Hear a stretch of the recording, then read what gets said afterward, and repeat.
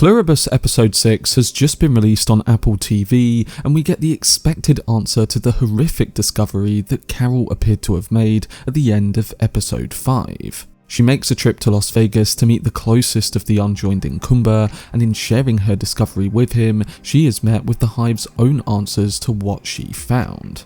On top of this, we also spend a bit more time with the character Manousos, who by the end of Episode 6 makes a decisive step towards action. So in this spoiler review and explained analysis, I'm going to be giving you my breakdown of Pluribus Episode 6 entitled HDP, alongside discussing my general thoughts towards it. Before I get into it though, if you want to see much more on Season 1 of Pluribus, then don't forget to support this upload by giving it a like rating and subscribing to the channel. But without further ado, let's dive into my review and breakdown of Pluribus Episode 6. So Episode 6 of Pluribus marks a turning point in both the narrative and thematic depth of the series. The episode reveals the unsettling truth behind the Hive's food supply and their so-called milk that Carol discovered, learning that the episode's title, HDP, is in fact what me and many others theorized, standing for human-derived protein. Picking up directly from Carol's unsettling reaction in the final moments of Episode 5, we see Carol staggering out of the Agrijet warehouse, nearly getting sick as she bends over to catch a breath. After she pulls herself together, she heads back inside to document on video what she found. We watch on as the footage reveals the storage of shrink-wrapped, dismembered human body parts scattered all around the facility. At the far end of the warehouse, an even more foreboding door opens onto a huge meat grinder and several cooking vats. When Carol finally returns home, her instinct is to call on the others to duplicate and distribute her footage revealing this, but because of how worrying what she found is, she hesitates to do so. She still doesn't know whether any of her earlier videos were ever sent out, and now she's holding on to evidence this incriminating. So can she really trust the Hive mind to share it? Instead of trusting the others to deliver her footage, Carol instead opts to drive to the nearest fellow immune, which is Koumba Diabate. He's still thriving, thoroughly pampered by the Hive mind, which caters to his every desire. At the moment, we learn he's staying in the lavish penthouse of the Great Elvis, the Westgate Hotel in Las Vegas, which is now redecorated to resemble a 1960s film set, complete with glamorous women in vintage outfits and multiple Elvis impersonators. It seems that Koumba is leaning hard into a James Bond fantasy here, making us think of Casino Royale, and complete with a menacing eye patch wearing Largo stand-in seated across from him at a card table. As I predicted in my theory video for the episode, in a world where money has no value and the others are biologically driven to keep humans delighted, Koumba wins the rigged poker game with ease. Even the actor cast as the eye patch villain drops the act to cheer for him. Anyway, after his fake game of poker, Koumba heads off to relax in his jacuzzi with his adoring women, and while there, he's notified of Carol arriving in Las Vegas. The others leave him there alone as they need their space from Carol, and Koumba awaits her arrival. There's been plenty of debate about how much free will the others actually possess, or whether they can truly consent to anything given their built-in urge to keep humans happy. But their reaction to Carol nearing Las Vegas is pretty revealing. After what happened last week and now at the start of this episode, the message seems clear in that when pushed too far or pressured into something they don't want, as happened when Carol drugged Zosha, the others respond by establishing firm physical distance. So how long they'll continue keeping Carol out of contact is anyone's guess. By the time Carol reaches Koumba's hotel suite, he is waiting for her with a glass of champagne. She turns it down at first, then quickly decides she could actually use the drink.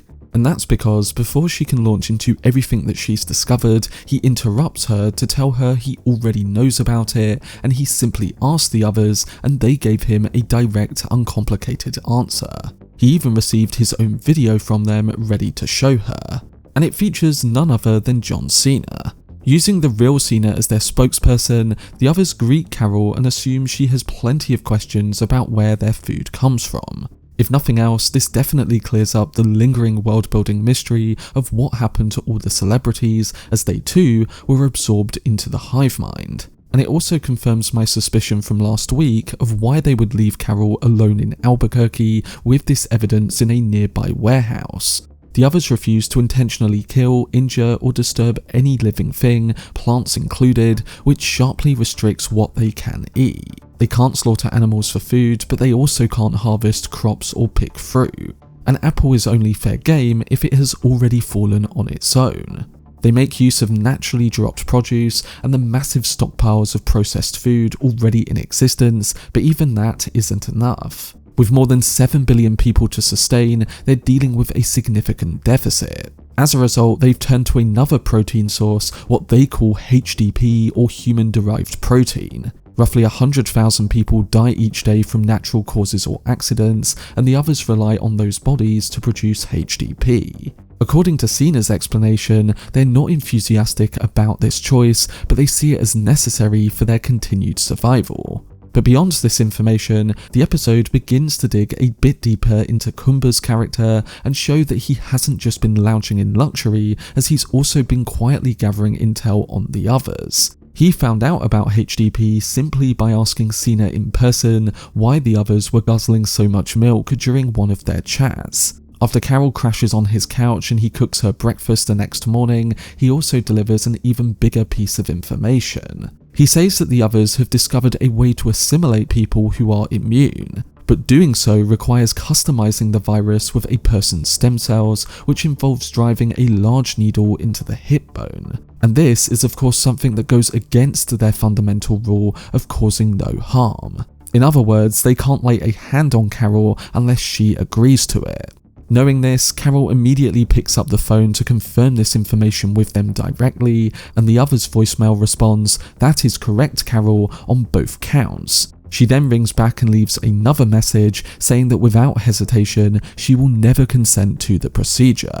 Now this is particularly intriguing because Carol revealed back in episode 3 that she had frozen her eggs. Unfertilized eggs, in turn, can be used to generate stem cells that perfectly match those of the donor. So if I'm gonna put an early guess on all of this, I think Carol's eventually going to beg Zosha to come back because she thinks she's safe from the virus now, and I think that's when she gets betrayed, maybe even by Zosha. Essentially, I think they will attempt to use her eggs. The reason I link this to Zosha is because someone recently found an image on Google Maps or something of a set photo from Carol's home showing her putting up a come back sign. I will be going into this sign a bit more in my upcoming theory video, but I think the mention of Carol's eggs is important to keep in mind going forward. Anyway, the ending of Carol's segment in episode 6 also makes it clear that her blunt personality hasn't alienated only the others, as it's pushed away the other immune survivors as well. When Koumba admits that there's a Zoom group for the immune, that they actually voted to exclude her, and that some of the non-English speakers were insulted when Carol didn't invite them to Spain, Carol quickly excuses herself and hides in the nearest bathroom to hold back tears. Koumba even calls the others at one point, apparently trying to patch things up for her, and he perceptively notes that Carol is really just lonely. Still, he gently turns down her invitation to hang out again later that day. But while Koumba assures her that he's only a phone call away when she leaves, we soon learn that Carol may be gaining a better ally, someone who seems more ready to go against the hive. This brings us to the ending of episode 6 with that mentioned person, who is none other than Manousos, the Paraguay figure who we were introduced to a few episodes back. As we learnt previously, he's been isolated, scanning radio frequencies and living out of a storage container office. He repeatedly tunes through wide ranges of frequencies, searching for any anomaly, whether it's a pattern, rhythm, or a tone that stands out from the static. On his list of numbers, we see that there is one uncrossed number or frequency referenced as 86130. That's the station where Manousos consistently picks up a strange rhythmic signal sounding like pulses, clicks, or a hum that doesn't behave like conventional radio noise. To him, this rhythmic frequency is more than random static, as it feels like some kind of communication, or at least a coded signal, possibly tied to how the hive mind coordinates. What this could suggest is that the psychic glue of the hive isn't just some pure telepathy or supernatural bond, but may be rooted in something more tangible with radio or high-frequency waves. In that case, the frequency 86130 could be the technical channel through which the other's collective consciousness exchanges information and pulses that in sync to massive numbers of minds. Anyway, in the moments following this, Manousos gets his regular delivery of food outside, and when he goes out to knock the plate over, he notices that there is also a package next to the plate, and once he opens it, this includes a tape. The tape is in fact Carol's first video message explaining that there's a potential way to reverse the joining. Upon playing it, something finally shifts for him. For the first time in a long time, he feels that he's not alone. And following this, we see him packing up his few belongings, including his radio set, and he visits his home to grab some supplies. His ham radio plus that persistent signal become a part of his plan, not just to find Carol, but I think it's to uncover or disrupt the underlying communication network that sustains the hive. Manousos' decision to leave and maybe interfere with the frequency number could mark the first real offensive move against the hive mind. So essentially, his journey is a shift from survival to complete resistance. So with his things now packed, he gets into his beat-up car and presumably starts the journey towards New Mexico. But as he steps out onto the street, something chilling greets him. He sees a hive-controlled version of his own mother, and she offers him comfort, warmth, and gentle words. But the friendly gesture seems as one that is meant to lure him in psychologically. Manousos says to her, "You are not my mother, as my mother was a B-word." He drives away without hesitation, refusing the hive's emotional manipulation, rejecting his now controlled mother as a false kindness. I guess you could say that his destination is still somewhat unknown, but we do presume that he is heading in the direction of Carol. So at the end of episode 6, it appears that the show has delivered a double-barreled conclusion. On one hand, Carol thinks she has reasserted her autonomy, and on the other, Manousos, previously secluded and disconnected, finally decides to act. Carol's revelation that the milk consumed by the hive is partially made from processed human remains, or what the show calls HDP, is not just a horror-driven shock, but a moral reckoning.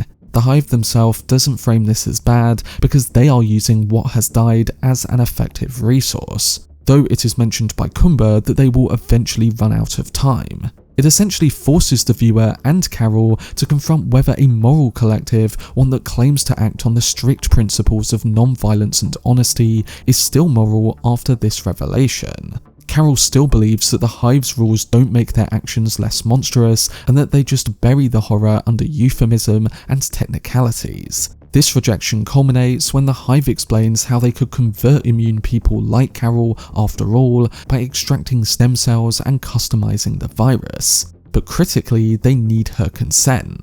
Meanwhile, with Manousos, who spent weeks hiding out in Paraguay, receives Carol's original message and finally breaks out of isolation. His act of defiance becomes a real turning point, and he sets off in a new direction to take more action, presumably with Carol. So by episode 6's close, the two stubbornest unjoined humans on Earth are on a collision course. They've both chosen resistance, one by refusing assimilation, and the other by deciding to fight back rather than hide. So what are my overall thoughts on the new episode? Well, Pluribus episode 6 stands out as yet another strong installment because it shifts from all the mystery we've been getting to an episode filled with bold moral reckoning.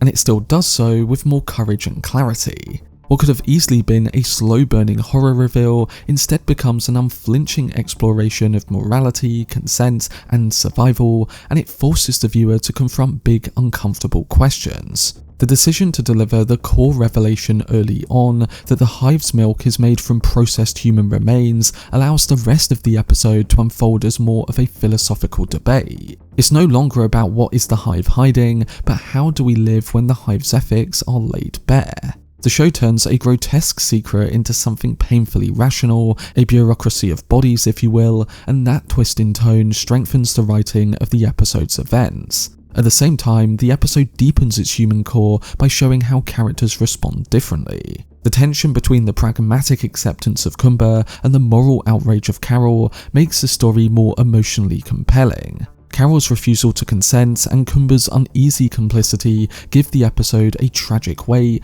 more about central values than the horror of the revelation. And finally, the structural pivot at the end of the episode, where the perspective shifts away from just Carol's lonely resistance to the potential inclusion of Manousos in her fight, gives the narrative real momentum going forward. The show feels less about uncovering secrets in this episode and more about waging a battle over meaning, autonomy, and what it truly means to be human. And I think that gives it a new edge. If the rest of the season follows this, Pluribus may well become one of the most thoughtful sci-fi dramas in recent memory, and like with every week, I can't wait to see where it goes next. But that was my spoiler review and explained analysis for Pluribus episode 6. I will be doing a video on my theories and predictions for episode 7, so keep a lookout for that and stay tuned to my channel for more breakdowns on the show. But to those who have already seen episode 6, what are your thoughts on all the events that went down, and what are your current theories on where this is all going? Let me know down below in the comments section. For much more videos on Vince Gilligan's Pluribus, then subscribe to the channel and turn on your notifications. Also, if you enjoyed this video, remember to leave a like rating and follow me on social media via the links in the description. But anyway, I hope you guys enjoyed it. I've been Cortex, and as always, make some noise.